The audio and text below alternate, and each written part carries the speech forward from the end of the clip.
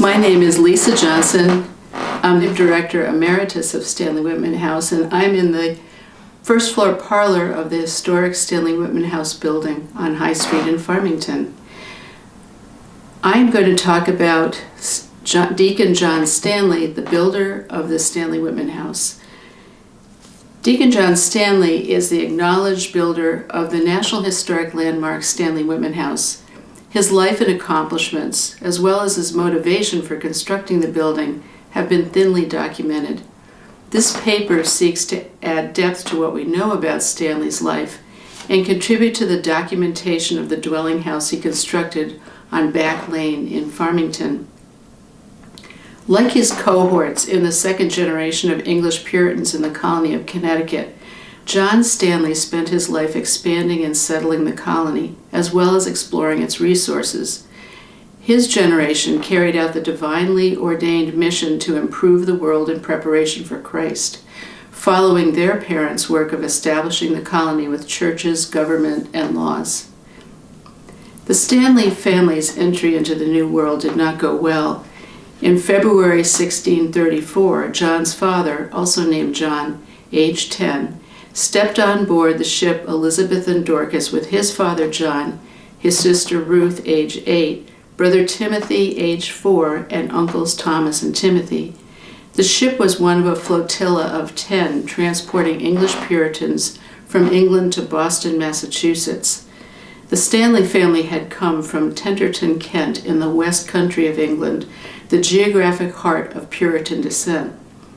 The family, like other religious dissenters, saw North America as a refuge from the escalating pressure and persecution of the Puritans from the English Anglican Church.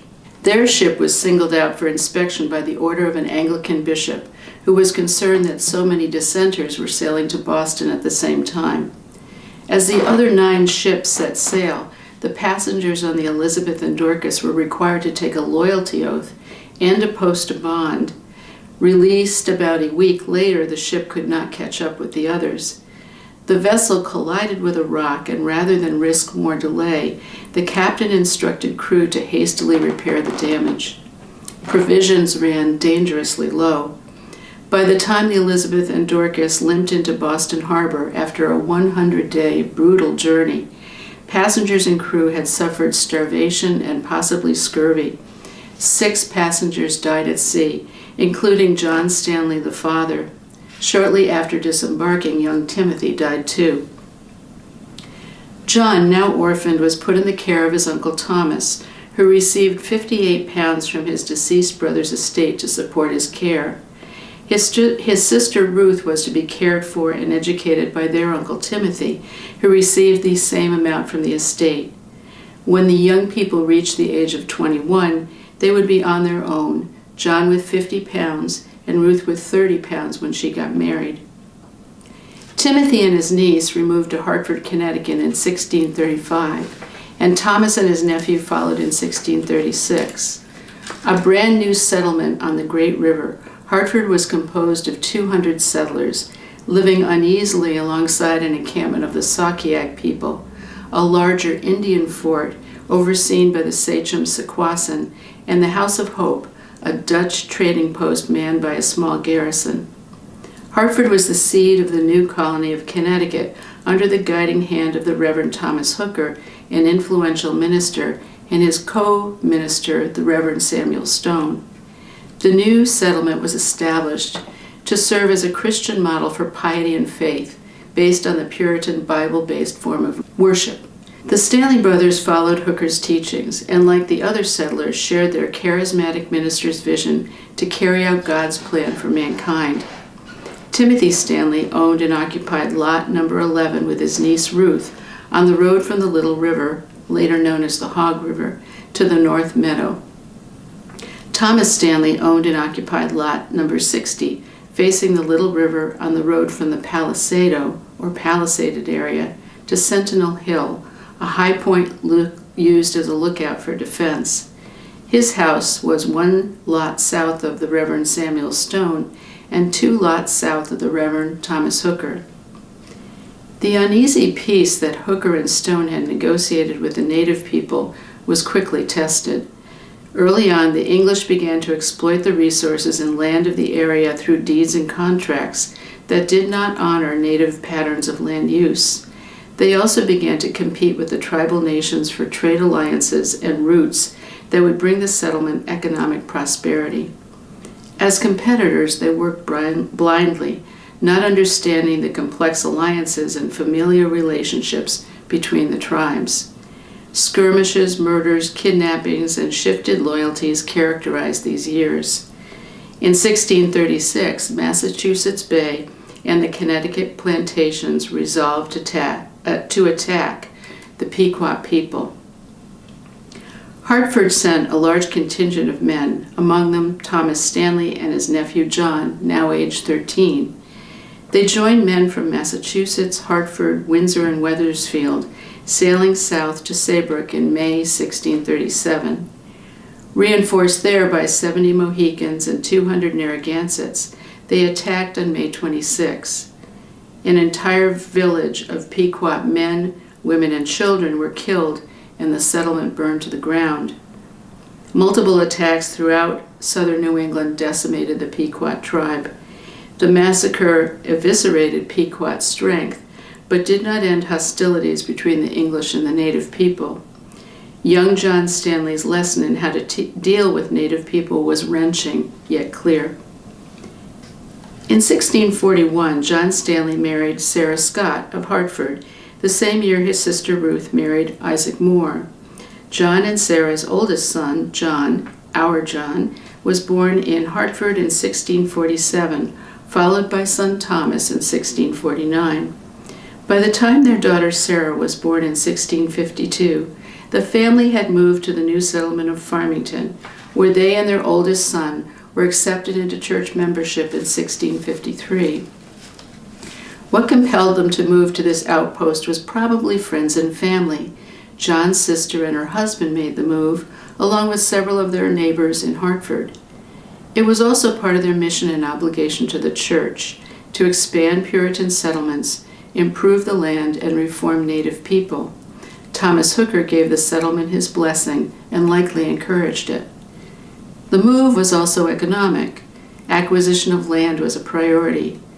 Land was an asset that could be exploited for resources, farmed, used for livestock, rented, mortgaged, and used as collateral. John Stanley Sr. owned considerable land in Hartford and moved forward to do the same in Farmington. As an original settler and proprietor so named in 1672, he received his choice of home lot, meadow, and farming lots. He also purchased or bartered for land in Farmington's 250 square mile wider area. His home lot on Main Street backed up to the Farmington River, lot number 20, and an additional lot on Back Lane, lot number 79, was in close proximity to woodlots and small streams. In the redrawing of proprietors in 1672, he made sure that John, his eldest son, then 25 years old, was listed as a proprietor as well, receiving a home lot on present-day Mountain Road, lot number 5, at the corner of Back Lane.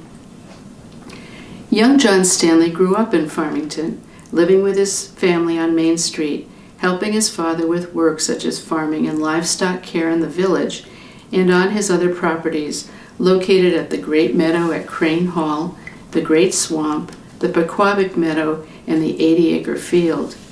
He learned joinery and carpentry skills on the job, working for family and community members, as entries in his account book later in his life enumerate what he charged for making coffins, clapboarding a house, and making a grate chair. He accompanied his father and others on expeditions to explore the colony's vast frontier, looking for mineral deposits, rich farmland, and streams for future mill production. Knowing the land and its resources was important knowledge that would serve him well as an adult. As members of the Farmington Church, the Stanley family had responsibilities to the community. Worshiping and governing in the congregational way meant attending services and town gatherings at the meeting house and actively participating in worship and governing. John Stanley Sr. was deputy to the General Court for almost 37 years, from 1659 to 96. He served as constable in 1654, was appointed as an officer in the local militia and on several committees.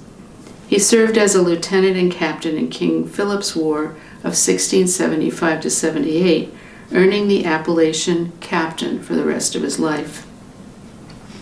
The frontier town's early development was played out amid incredible change in the colony of Connecticut. In 1657, John Winthrop Jr. was appointed governor of Connecticut. Winthrop's tenure was marked by breathtaking expansion, religious vision, and skillful political gamesmanship.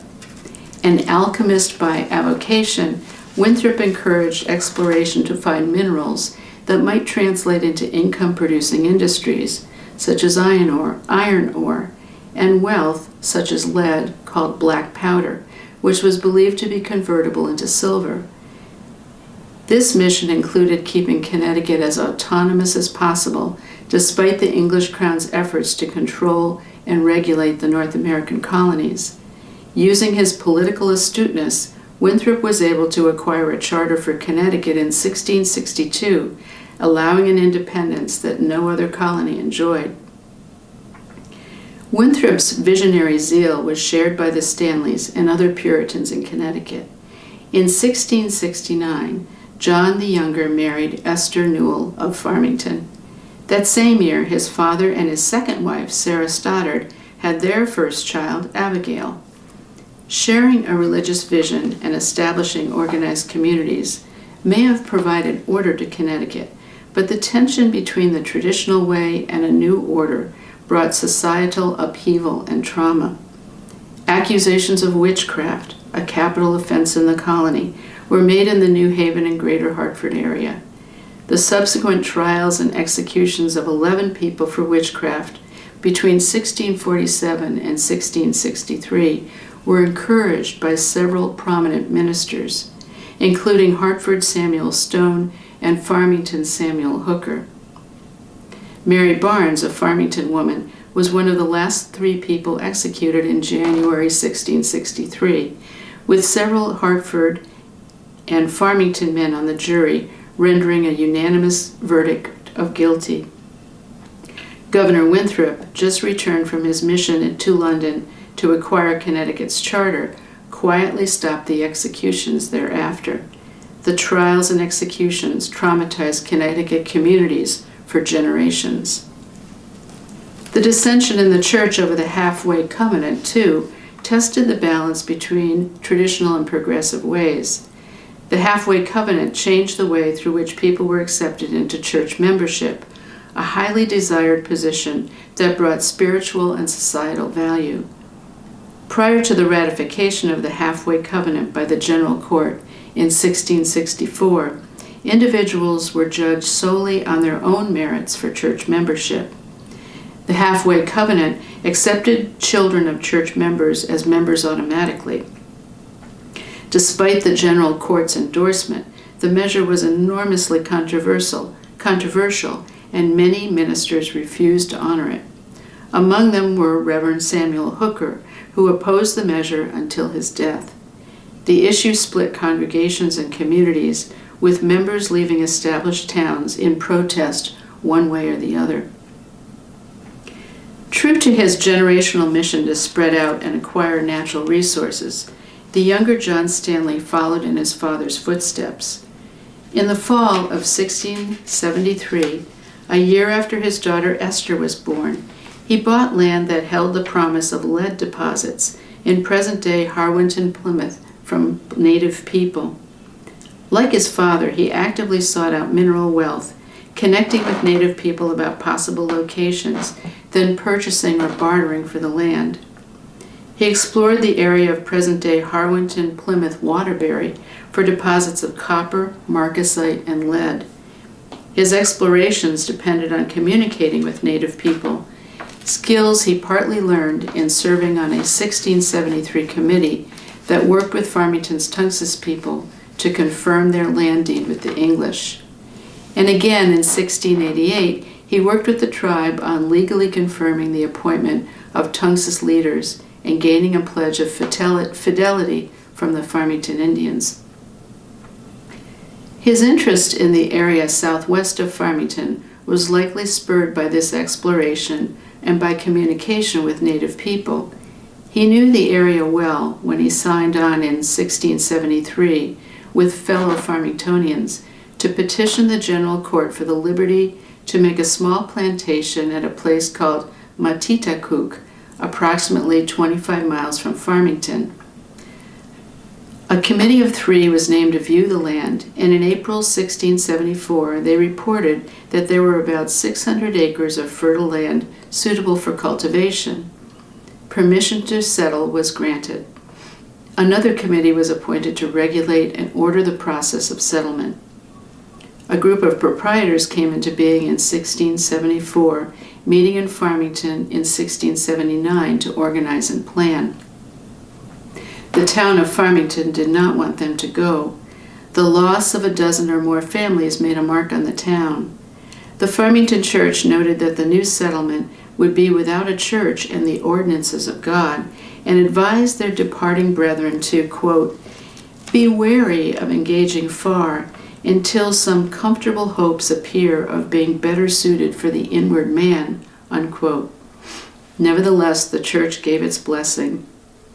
Quote, yet if the bent of their spirits be strong for the going, and the advice afore given, touching the worship of God be taken, we shall not trouble, but say, the will of God be done, unquote. There were several motivations for such a move into what was then a wilderness area. The move may have been a response to dissension within the Farmington church.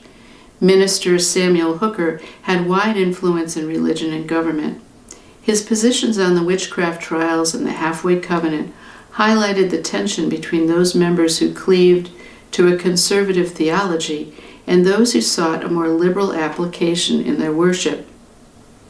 Such internal dissensions and dispersals were common in churches and towns all over New England.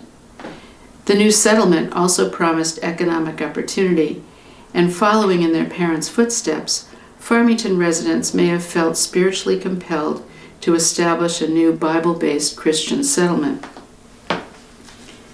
In 1674, John Stanley signed the Articles of Association and Agreement as one of the first 39 settlers of Mattatuck, along with his father. Most of the signers were from Farmington. On the Naugatuck River, the area held limitless promise for trade. The area was rich with rocky escarpments that spoke of mineral resources and a plenitude of streams and rivers for power and transport.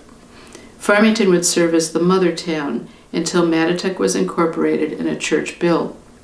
Each proprietor received 8 acres and an allotment of 100 pounds, and in return were required to personally dwell at Mattatuck for 4 years or to suffer forfeiture. 2 150-pound allotments were reserved for ministry and schools. In practice, proprietorship in Mattatuck was fluid. Signers agreed to build mansion houses, at least 18 feet long and 16 feet wide, with 9 feet between joints and with chimneys of stone and clay mortar. The requirement spoke to the settlement's need for permanency and commitment in order to survive. Proprietorships were forfeited, then conferred on others. People moved in and out, exchanged proprietorships with sons and brothers, moved out while others took their places. In all, 18 proprietors failed to secure their rights in the long run. After several years, only 2 original signers, John Stanley the Younger and Thomas Judd, lived up to the articles and remained proprietors. The town was laid out on the west side of the Naugatuck River with a view of valleys and hills. By 1677, quote, difficulties that had beset them concerning the location of the town plot, unquote, spurred a meeting of proprietors in Farmington. It was too difficult to cart everything uphill at harvest. When a flood occurred or there was an attack, the village was cut off from the road to Farmington, or for going to meeting or market. Another committee met and agreed to move the town plot to the valley. The new location was on the east side of the Naugatuck, with plenty of water from the Mad River. The home lots were drawn at 2 acres each. King Philip's War of 1675 to 78 interrupted the development of Mattatuck. The war was an offensive planned and carried out by the Wampanoag, who unified several New England and New York border tribes to join the effort. Towns throughout New England and eastern New York fortified and mustered their local militias for defense. Young John Stanley was appointed lieutenant in Farmington under Captain William Lewis in 1674, and his father served as a captain with a unit that saw action. Many Farmington men served in local militias which were called up to fight in the wider theater of war. English outposts and established settlements alike were seriously tested.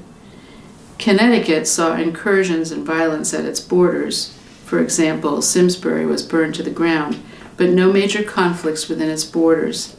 At the war's conclusion, hundreds of Wampanoag had been killed or sold into slavery, and hundreds of English militiamen had died. Threats of native attack and seemingly isolated episodes of native violence contributed to the instability in the new settlement of Mattatuck. Fortified houses were established on the perimeter of the settlement, and Farmington was designated a safe haven in the event of an attack. The settlement was isolated, however, and travel to Farmington was difficult and perilous. After the war, and shortly after their second son Samuel was born, the Stanley family moved to Mattatuck to occupy their finished house on Main Street. A year later, in 1679, their son Nathaniel was born. John was appointed lieutenant of the Mattatuck Training Band and a representative to the General Assembly, a post he held almost continuously until 1687. He was also put in charge of the settlement's stock of munitions. The establishment of the new English settlement came at a perilous time. Governor Winthrop died in 1676, depriving the colony of its strong and politically astute leadership. The consequences of King Philip's War were a depletion of manpower and resources, and surviving settlers were more cautious about moving into wilderness areas. Mattatuck then formed at a time of very little colonial and military support. Nevertheless, the original settlers, roughly 30 families, carried on to establish fundamental services to serve their basic needs. Stephen Hopkins of Hartford was engaged to build a grist mill, for which the town granted him 30 acres in 1680. By 1686, the town also had a fulling mill to process wool fabric and a sawmill for milling lumber. In 1691, the settlement petitioned the General Court for permission to build the town's first organized church, which John Stanley the Younger funded. Reverend Jeremiah Peck served as the first minister. Peck's conservative credentials included opposition to the Halfway Covenant. Traveling to Farmington for weekly services would not be necessary now. Burying Yard Hill was set aside for a burying ground on what is now Grand Street, along with a graveyard for Native people on Johnson Street. And John Stanley, the Younger, served as the first recorder of the town records. A Waterbury historian writes of Stanley, quote, "He was the only person among the earliest proprietors of Mattatuck who was fully qualified for office. He wrote a legible and business-like hand," unquote. In 1680, John Stanley Jr. applied for compensation for more land, receiving 4 to 5 acres of meadowland. By 1683, he had secured his 100 acres, as well as taken possession of the lot subscribed to him by his father. Stanley was appointed proprietor's clerk in April 1688 to record new proprietor divisions. But by 1682, it was clear that many of the proprietors were not fulfilling their obligations as, quote, "complaints of several men not building according to the articles," unquote, was recorded in the early town records.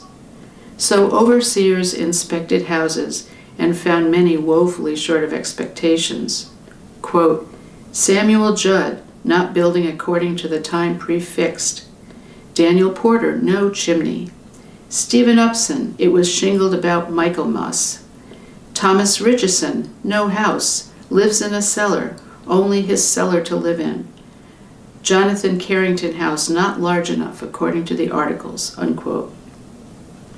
So another committee from Mattatuck met again in Farmington.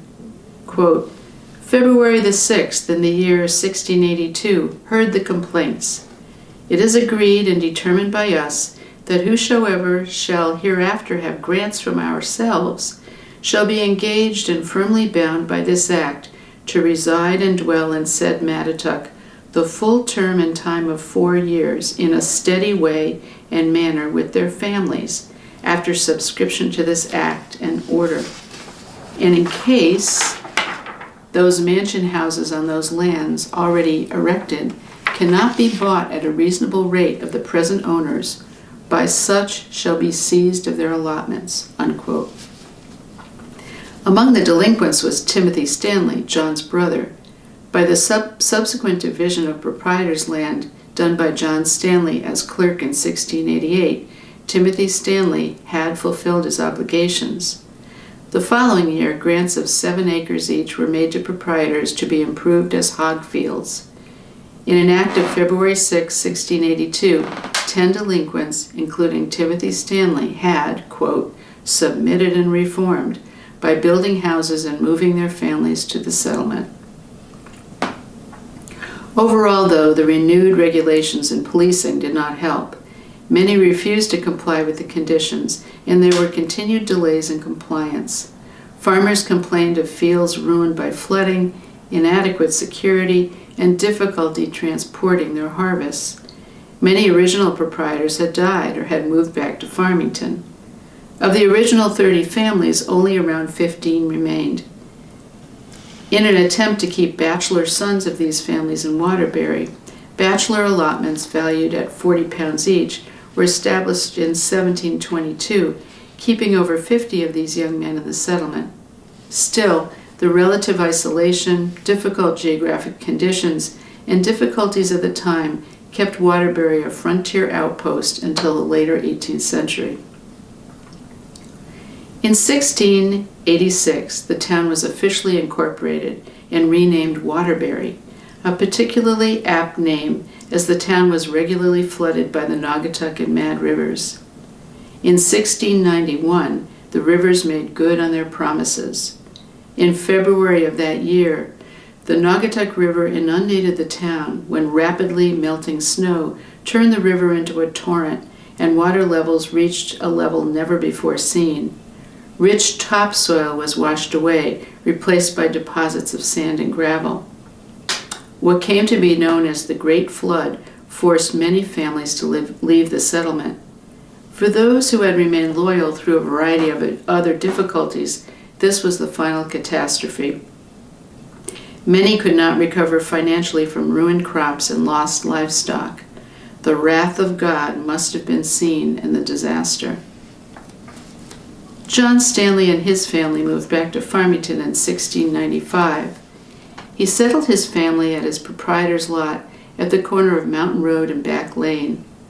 By this time, his father and stepmother were in their elder years and needed special care. Samuel Hooker, Farmington's minister, was also in his elder years, his power weakening as he approached his death in 1697. After Hooker's death, the Farmington church suffered through a period of 9 contentious years before a new minister was appointed. In May 1702, the Hartford colonial court, citing, quote, great difficulties in reference to the calling and settling of a minister among them and other ecclesiastical concerns, unquote, stepped in to appoint a committee of 5 reverend elders to assist the town. The Reverend Samuel Whitman, the new minister, was finally ordained on December 10, 1706. John Stanley was appointed deacon of the church in 1711 during a critical transition for the church. Thereafter, he was titled Deacon John Stanley. Whitman accepted the halfway covenant and welcomed all into the church, with a mission to add as many new members as possible. But even he mourned the passing of old ways, writing in 1714, quote, Is not religion declining?" Unquote. Reverend Whitman's sense that change was coming was prophetic. A generation of people was passing, and with them a set of traditions and customs. John Stanley, recently returned from Waterbury, moved into leadership roles being vacated by his elders. As deacon of the church, he was appointed to keep the records of church stocks and accounts of cash receipts and expenses, including for the communion wine that the church had purchased. He continued to serve as representative to the General Court for Farmington and was appointed as Justice of the Peace in 1704. In 1700, Captain John Stanley deeded his homestead and home lot on Main Street to his son Thomas Stanley, quote, "for great affection." He reserved for his and his wife's lifetime a portion of this homestead for their later years. His will, recorded in 1705, made generous provisions for his wife, giving her land, quote, "my bed with the bedstead on which I used to lie with curtains, and all the furniture belonging to it," unquote, a third of his estate, and considerable means to provide for herself. To his son Isaac he left land as well, including, quote, "my lot of about 5 acres lying by Isaac Cole's home lot, resuming the improvement of it for my wife during her natural life," unquote. His will directed that, quote, "I do hereby appoint my son Isaac Stanley shall have no power to dispose of any land or other estate I have given him in this will, without the consent of my son John Stanley and my son-in-law John Hooker," unquote. It was not unusual for people drawing up their wills to leave strict instructions to particular family members. For example, wills forbidding marriages abound. But this sentence in John Stanley's will, along with other information, gives us some clues to Isaac Stanley's life and perhaps his physical and mental condition.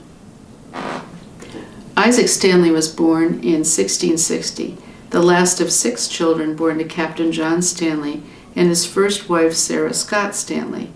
He never married and is not listed in an official capacity of any kind with the town of Farmington, nor is he listed as owning a home lot and homestead. He appears to have lived with his parents, and after his mother's death, with his father and stepmother or one of his brothers. In 1706, Captain John Stanley died in Farmington at the homestead he had built on his original proprietor's home lot. His estate, valued at approximately £365, included land holdings in Farmington Village, the Great Meadow, Farm Meadow, the Great Swamp, and household goods, which included livestock, farm and livestock equipment, clothing, furnishings, and agricultural supplies. After his stepmother's death in 1713, 46-year-old Isaac inherited the half of the back lane property she owned, making him the owner of the full lot on which the Stanley-Whitman House now stands.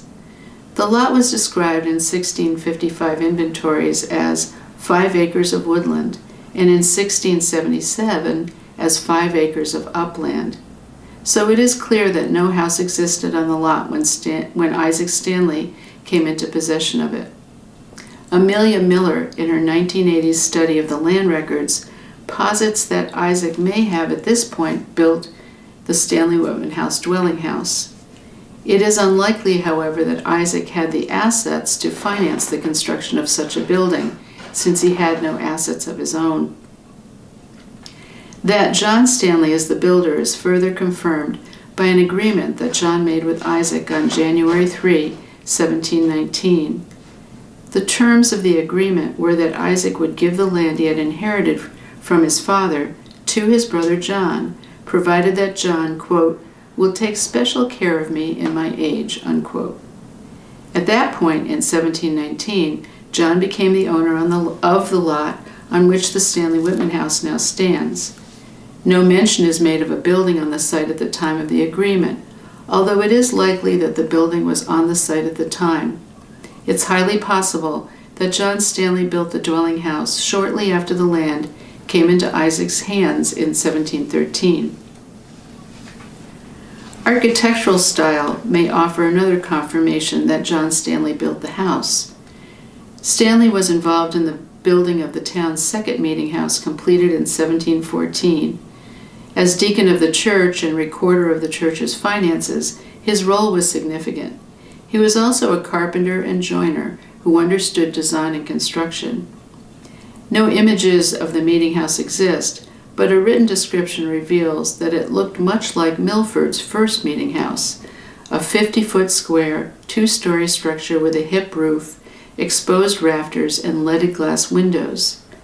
The design of the Farmington meeting house was a traditional, even outdated style when it was built, used in the construction of New England meeting houses for over 75 years. A stylistic similarity between the church and the Stanley-Whitman House suggests the same person as designer and builder. Stanley-Whitman House shared some architectural features with the meeting house. In examining Stanley-Whitman House in the mid-1980s, Dr. Abbott Lowell Cummings remarked on the 17th century design of the dwelling house at the time of its construction, a reflection of the builder's preference for older styles over newer, more fashionable designs. Both meeting house and dwelling house fit John Stanley's conservative stance, suggesting that he had a significant role in shaping the design and constructing the two buildings. The business arrangement between John and Isaac regarding the dwelling house is not recorded. It is probable that Isaac retained ownership of the land while John owned the dwelling house as it was being built, perhaps a temporary informal arrangement that changed as Isaac's situation changed. John Stanley's intention for the house still remains an open question. It may have been intended as a house for Isaac and himself, or it may have been a means for making money to sustain them in their declining years. Captain Ebenezer Steele, who purchased the house from John on December 31, 1720, was a friend and business partner of his. They served in King Philip's War and in the local militias together. Steele and Stanley owned land together in present-day Avon and filed suits against Waterbury for land they claimed to own. The men were approximately the same age. Steele may have purchased the Stanley-Whitman house, unfinished though it may have been, for his oldest daughter Mary, as a way to secure her future as he saw his life coming to a close. John Stanley was also making preparations for his declining years and for the welfare of his children. In 1728, he purchased 309 acres in Waterbury to add to his holdings there, later referred to as Stanley's Farm. Despite living in Farmington, he kept track of his Waterbury holdings and visited often to check on them. Wealth in the form of land was the chief way to ensure a legacy and guarantee the financial stability of your children. That same year, he divided his real estate among his sons Samuel, Nathaniel, John, and Timothy. In return for this gift of property, his 4 sons agreed to care for their father, mother, and their uncle Isaac. He did not record a will, and his estate was not probated after his death on May 16, 1729. The latter indicates that he did not have significant assets at his death, as he had distributed everything he owned. He died in the home of his son Nathaniel in Farmington. In February 1749-50, John Stanley's children, John, Thomas, and Mary, along with Mary's husband, filed an agreement with the probate court that they, being the only surviving heirs of John Stanley's lands, covenanted and agreed to divide his land among themselves. The agreement settled the estate of their father. The court accepted the agreement and settled the estate. During John Stanley's tenure as deacon of the Farmington Church, a controversy roiled the parish. The matter centered on how psalms should be sung, the old way by memory or the new way by following musical notes. The traditional way was for a deacon, hopefully with a good singing voice, to sing the first few notes of a psalm and then let the congregation join in to sing the melody by memory. As people had forgotten these tunes over time, everyone ended up singing something different. The result was, as later Farmington historian Julius Kay described it, quote, desperately bad singing, unquote. A reform movement began around 1720 to replace this chaotic tradition with a new way of singing. The result was a controversy that dragged on until it was resolved in 1773. One senses that Deacon John Stanley never forgot those songs, and that he sang them robustly as he led the faltering congregation. As a bridge between the old and new ways, he knew exactly where he was going and how to get there. The mantle of his divinely ordained mission, passed on to him from his parents, sat comfortably on his shoulders. The products of his lifelong labor, Waterbury, Farmington, the dwelling house on Back Lane, scores of descendants scattered around the country, speak for themselves. Thank you.